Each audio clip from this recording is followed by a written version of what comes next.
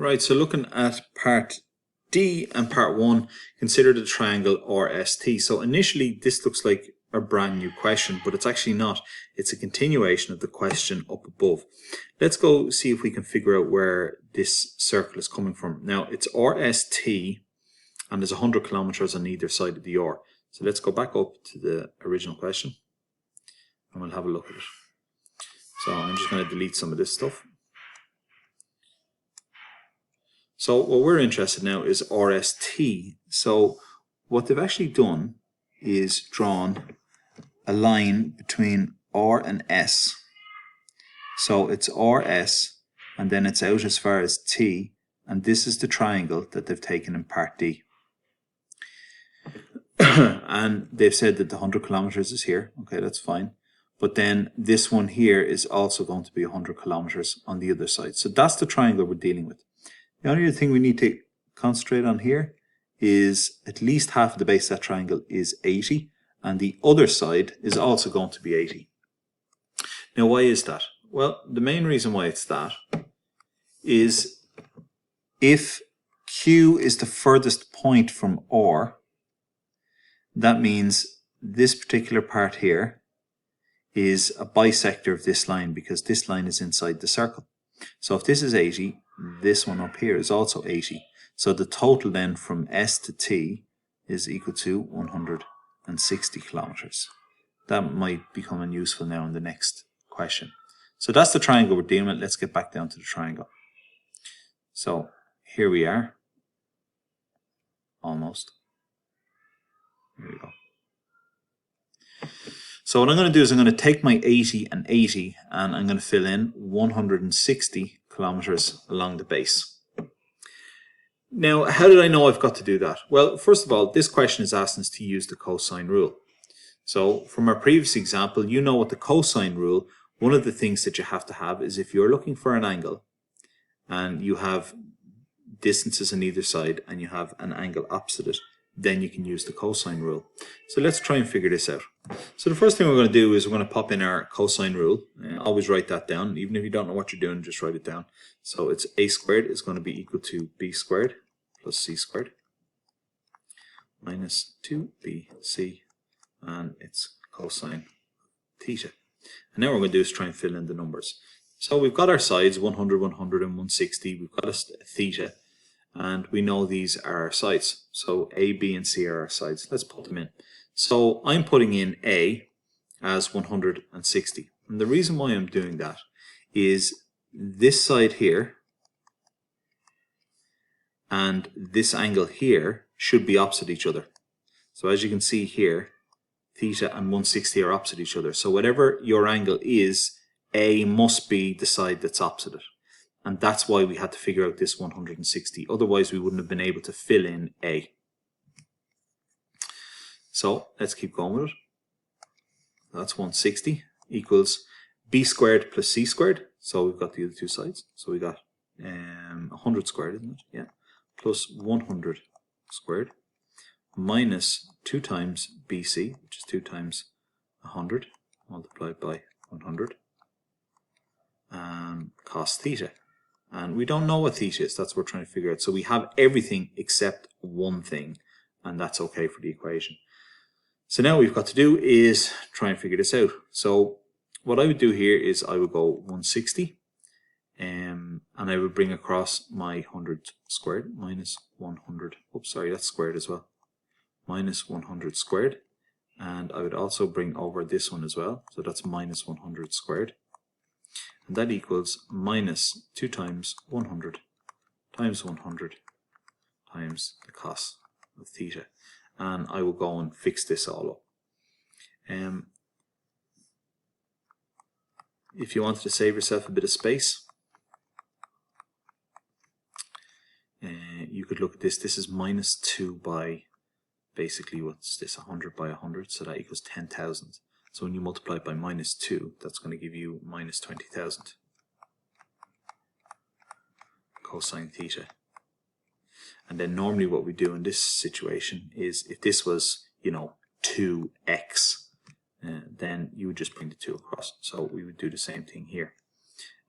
So if I bring the 20,000 across, That's going to leave us with all of this, which is 160 squared minus 100 squared minus 100 squared. And that's all over 20,000. And that equals minus cosine theta. And then from here, you can make all of this a minus in a minute. So basically what you end up with is you end up, when you work down through it, getting cos theta or cosine theta. When you bring that minus over the other side, you end up getting cosine theta is equal to minus 5,600 all over 20,000.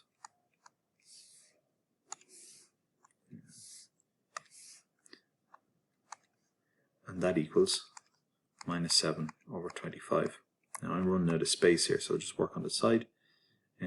So what you end up with is cosine theta is equal to minus 7 over 25.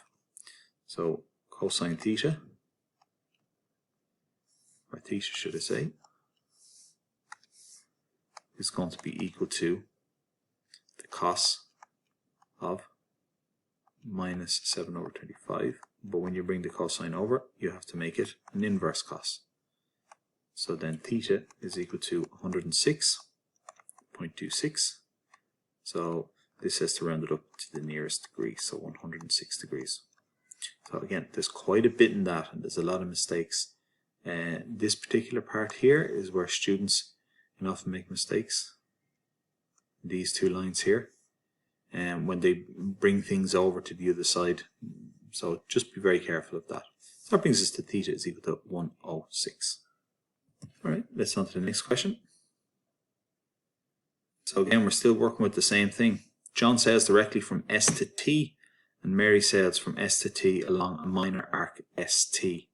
So basically, John is taking this route, going from S to T, and Mary is taking this route, starting at S and going around to T. She's taking what's called a minor arc.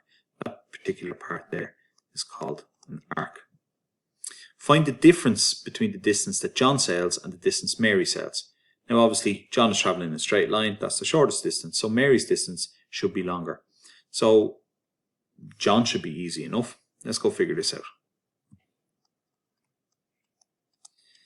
So John from ST, we worked out earlier on, was 80 kilometers.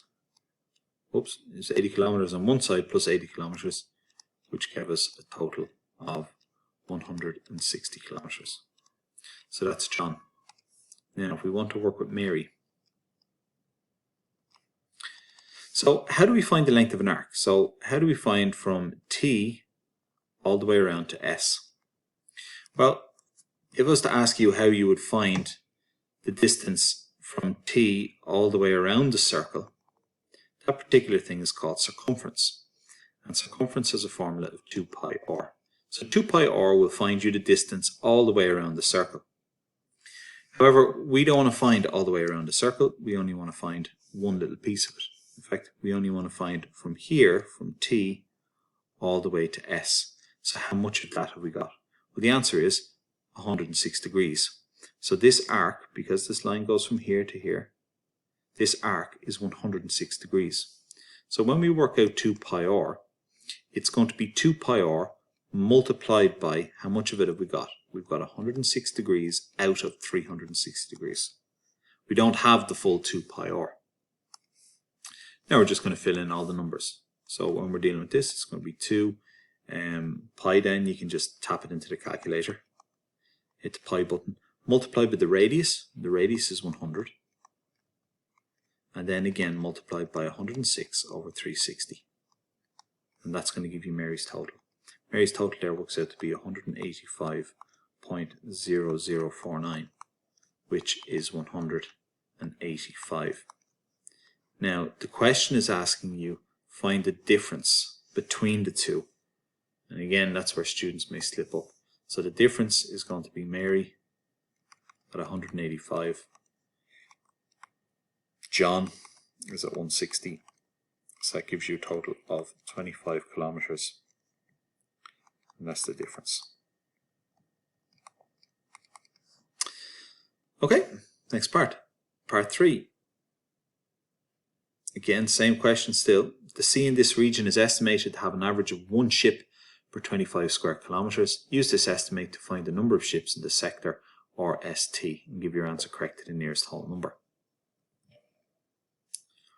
So, again, fill in as much information as you can. We know that this is 100 kilometers in that direction, and this is also 100 kilometers in that direction. So, again, we're dealing with kilometers. So, in this particular sector, it wants us to work out the number of ships. In order to do that, we have to find the area of this sector, because it tells us we have 1 ship per 25 square kilometers. So that means we're dealing with area. So the same thing as we did back up here, where we were dealing with 2 pi r. That was for circumference. Here we're going to be dealing with area. So normally the area of a circle is pi r squared. But we don't have the full circle, we only have a sector. We're only dealing with a small part of it. And how much of it are we dealing with? We're dealing with 106 degrees. So we're not dealing with a circle, we're dealing with a sector. And it's going to be pi r squared multiplied by how much of the circle we have. We have 106 out of 360 degrees. So then you start working out your stuff, you put everything in. So pi multiplied by the radius squared. Our radius is 100 kilometers, so it's 100 squared. Multiplied by 106 divided by 360, and tap the whole lot into the calculator and you get your answer. So you end up with 9250.245. Now that's kilometers squared. Now that gives you the area of the sector, but it doesn't answer the question. The question is asking, use this estimate to find the number of ships. We find how many ships. Now it tells us in the question that it is 1 ship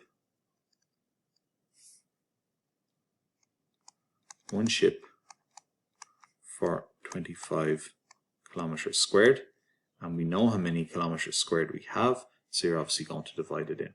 So it's going to be 9250.245, and that's all going to be divided by 25.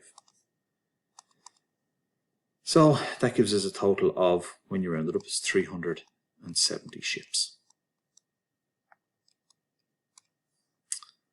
And that's the end of that question. Okay, off that question, and again, the next particular question is 2018. We're skipping the first 2 parts on constructions, and we're just going straight to part